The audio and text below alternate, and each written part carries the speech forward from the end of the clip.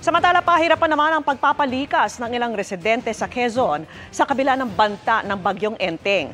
Ang latest live na tinutukan ni June Veneracion. June! Vicky, may ilang lugar pa rin dito sa Lopez, Quezon, tulad dito sa Barangay Gomez, ang lubog sa lampas sa bewang na baha. May mga residente nagsilikas pero mas marami pa rin ang piniling manatili sa kanilang bahay.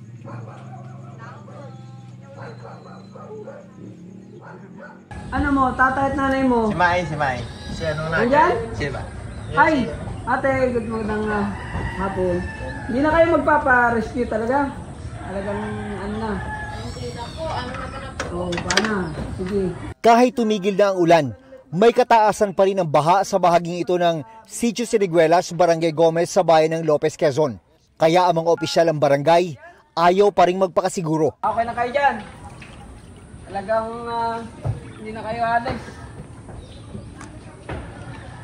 Pwede naman kayo lumika sa building to. Okay na ito, baka hindi naman ito abutin. Baka biglang lumakas pa yung ulan. Baka hindi naman ako, sir. Pero ang pinoproblema ng mga responder mula sa barangay ay kapag biglaan na naman tumaas yung baha, bigla na naman bumuhos yung ulan, ay sila na naman yung mahihirapan. Mahihirapan silang pumasok at mahihirapan silang mag-rescue.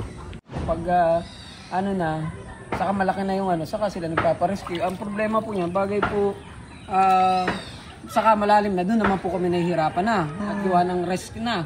Ilan na ba yan nadala nyo? Apat na yan, may isa pa. Sa kasagsagan ng baha kaninang umaga, may mga pumayag namang magpa-rescue. Meron pa palang isa. Mahigit 20 individual ang inilikas sa evacuation center. Mabuti na lang daw at maliwanag na nung tumaas ang baha. Dahil kung gabi ito nangyari, baka nahirapan ang rescue team ng barangay. Catch basin kung may tuturing ang Barangay Gomez.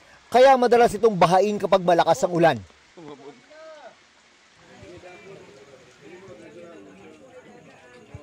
Dahil catch basin nga itong Barangay Gomez, ay lagi naka-alerto ang mga opisyal at tauhan ng barangay tuwing may bagyo para daw yan masiguro ang mabilis sa pagsasagawa ng rescue operations para sa kanilang mga residente.